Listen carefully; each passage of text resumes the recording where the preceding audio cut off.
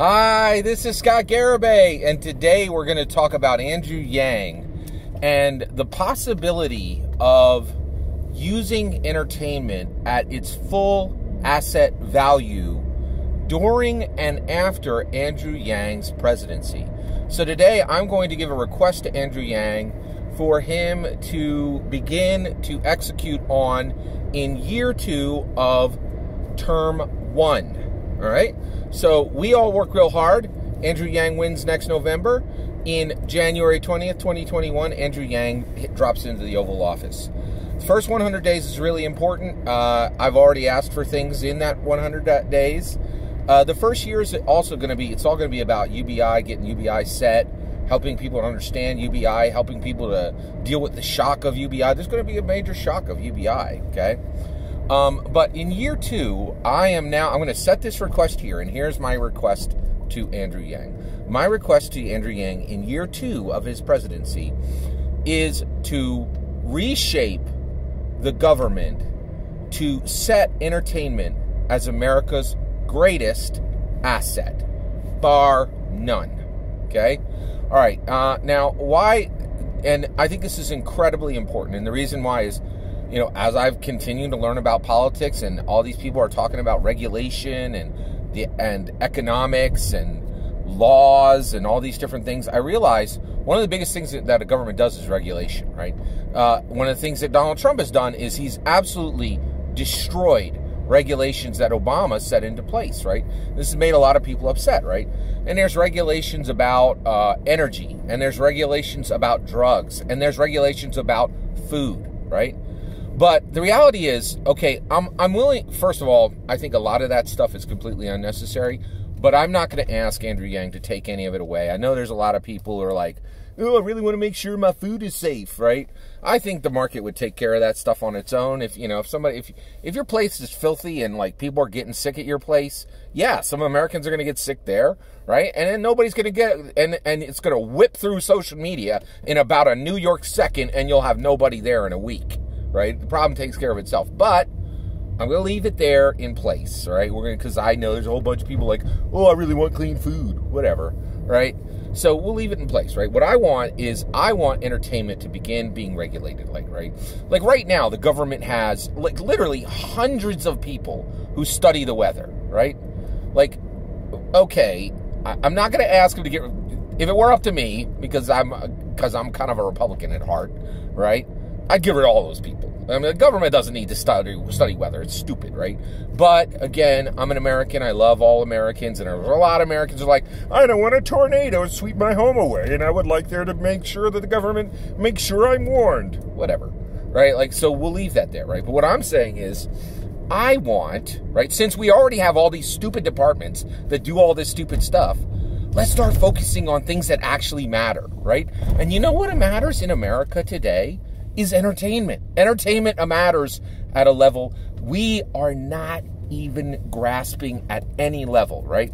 I use this analogy a lot. I'll say it one more time here because I think it's really apropos. In the 1980s, Marvel almost went out of business. They had to sell a whole bunch of properties to other groups. They sold Spider-Man to Sony. They sold the X-Men away, right? They sold Deadpool away, right? And that's because nobody knew they were a multi-billion-dollar brand. Nobody knew their value. Entertainment is the same today, right? We say stupid things in America like deploy the troops, deploy the celebrities, right? We have this massive, right, tool. Entertainment is a tool, right?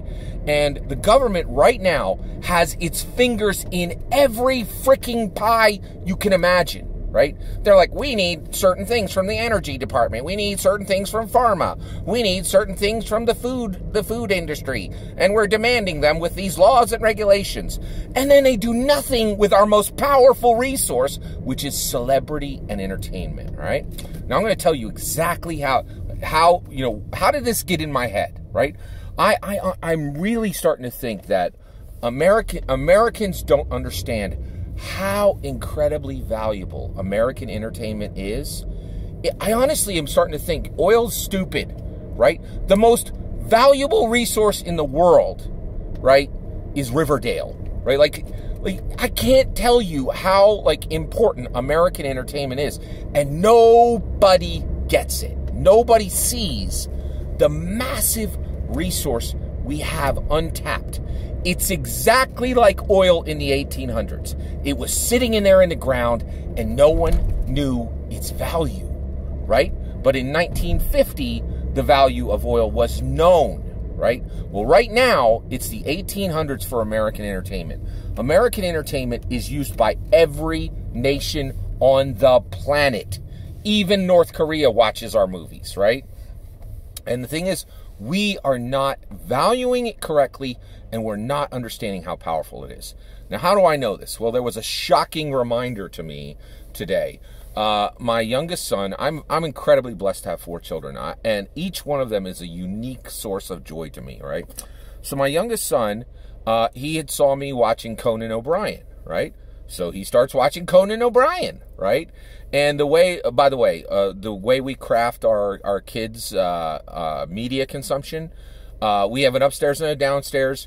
In your bedroom upstairs, right? The only place media is consumed is 100% publicly in our house, right? So you're in the living room or you're in the dining room. The screen you are watching is completely visible to me and me and the child's mother, right? So that's how we control what's watched, is we can see what's watched, right?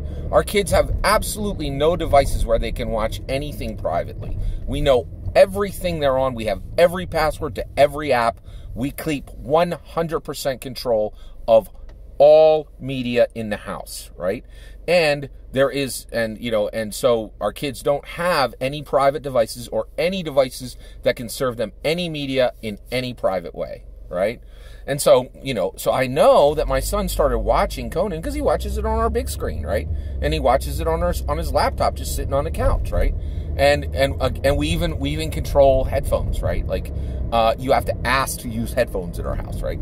So he's just, listening to Conan, and the nice thing about this is when something, inappropriate is talked about, we can have a conversation about it, right? And also because they're like, oh, my parents here, maybe I won't watch this and I'll choose something else, right? So it's really effective, right? But he's been watching Conan OBrien, and he felt comfortable watching Conan OBrien because I've been watching Conan OBrien, right? So Conan OBrien went to the north, and my son watched this, right? He watched 2 videos. Conan OBrien in 2016 went to Noryang Fish Market in South Korea. And he did a very funny piece where he, ate some fish, and he made a joke about eating an octopus. And this woman pulled an octopus out of a bucket, and this octopus was about a foot long. It was tiny, and she just held it up by one tentacle, and the whole thing is just like wriggling around while she holds it up on one tentacle, and all its other tentacles are flailing, and Conan's like, well, how would I eat this? And she's like, you could just bite off a tentacle right now. People do, right?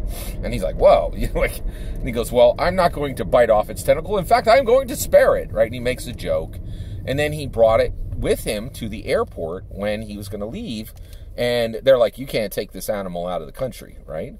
So so literally his show had to call a South Korean aquarium.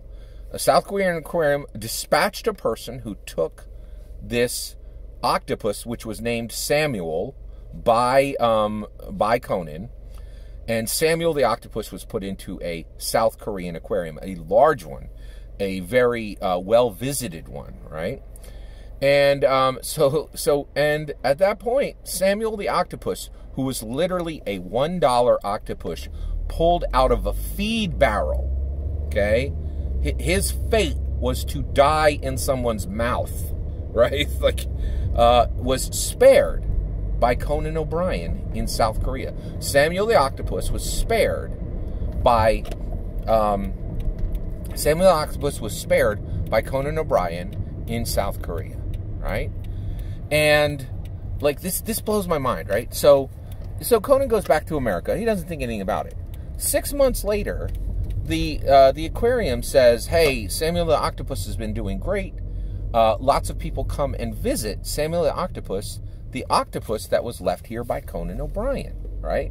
So Samuel the Octopus has become a star at the aquarium, and we treat him really well since he's a draw at the aquarium, and we would like to treat Samuel the Octopus to a trip to Los Angeles to visit you. And Conan's like, yeah, great, send him, right? So a team of people from South Korea, from the South Korean aquarium, and a South Korean photographer videographer came over and recorded Samuel's trip. And so Samuel was in the ocean, was fished out, put into a feed bucket, pulled out of that feed bucket by a South Korean lady, handed to Conan OBrien. Conan OBrien put him into a bag of water, spared him, took him to a South Korean aquarium. He became a celebrity based off of just his history just being rubbed up against Conan OBrien for a single day, right? Then Samuel the Octopus spent 6 months as a celebrity octopus in a public tank, right? And then South Korea said, we want Samuel the Octopus, the celebrity octopus, to come to America and visit Conan. And he did. He came all the way to America to visit Conan OBrien, and he stayed with Conan OBrien, right? Which, if you think about it, is pretty incredible. Guess what? South Korean people couldn't actually do that, right? They couldn't just stay here, right? Because they're humans, and weirdly, Samuel the Octopus just totally bypassed all of the immigration laws because he's an animal, right? But so Samuel the Octopus comes over, and there's a big reunion. Samuel the Octopus goes onto Conan OBrien's show, right? And he's a guest on the show. And then he gets to stay in America and live in America and live the rest of his life in America, right? This is pretty incredible. Okay. All right, I'm going to say something I'm a little ashamed of, but I'm going to admit it to you. I have never been out of the United States of America. I have been all over America. I've lived in Racine, Wisconsin, Savannah, Georgia, Drexel Hill, Pennsylvania, Philadelphia. Where else have I lived? Key West, Florida, Lancaster, Pennsylvania.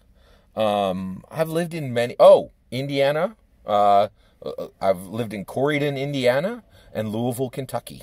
Right? I've lived a lot of places. I've never stepped even a single toe out of the United States of America.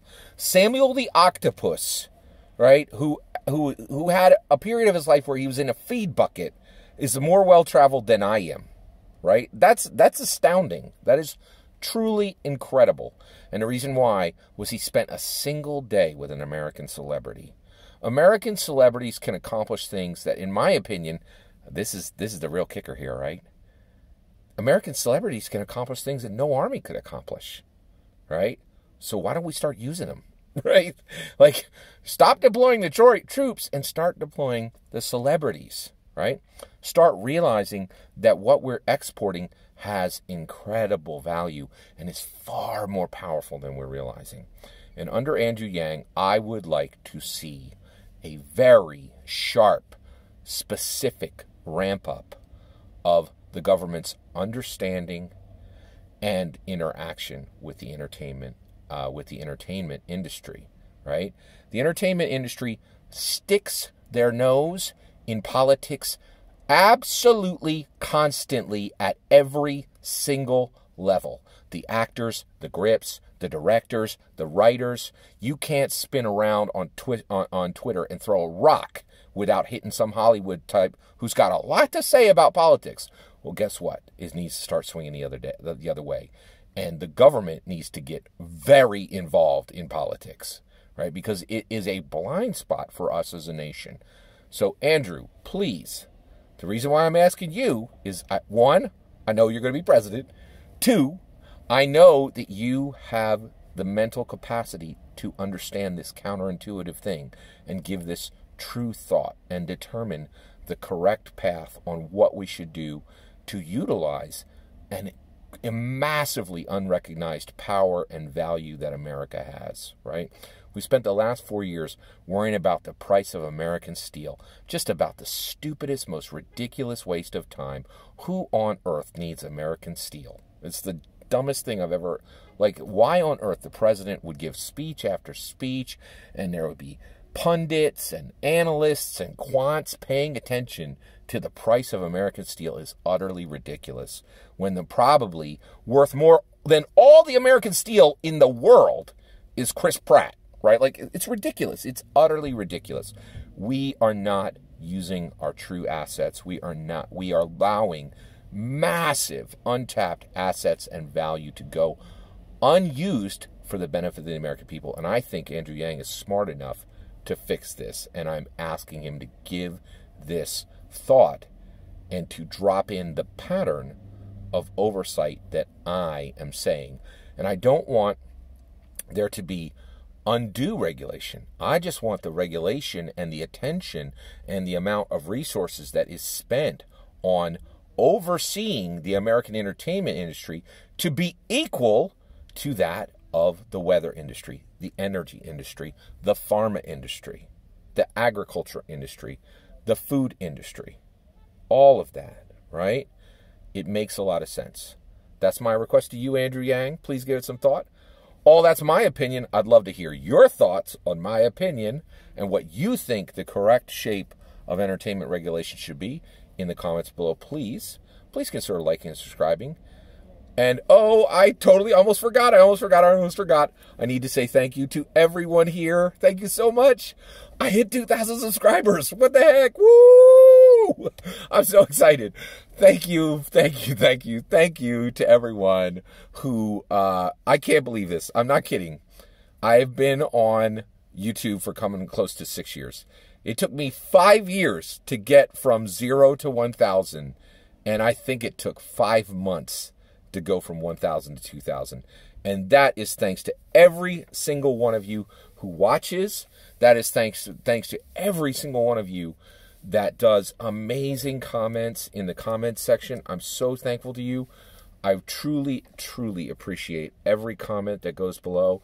And I do want to take just this quick moment to say I'm sorry. There are so many comments that I wish I could respond to.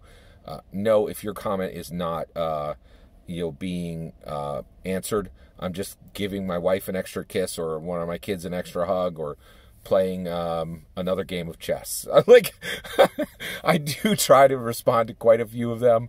And so if I haven't interacted with some of the amazing comments you guys leave, it's only a time issue. Thank you so much for watching my content, for commenting on my content, for interacting with my content, for sharing my content, and for going on this journey about Andrew Yang with me. It is so wonderful to have a group of Yang colleagues, a group of Yang friends, a group of Yang supporters who love Yang as much as I do, and have as much hope for this nation as I do. I'm so excited. Thank you for everyone, for all the interaction you do with this content. It is truly wonderful, and I am so thankful. I really appreciate it. Thank you very much. Have a wonderful day. Please consider liking and subscribing, and have a wonderful millennial.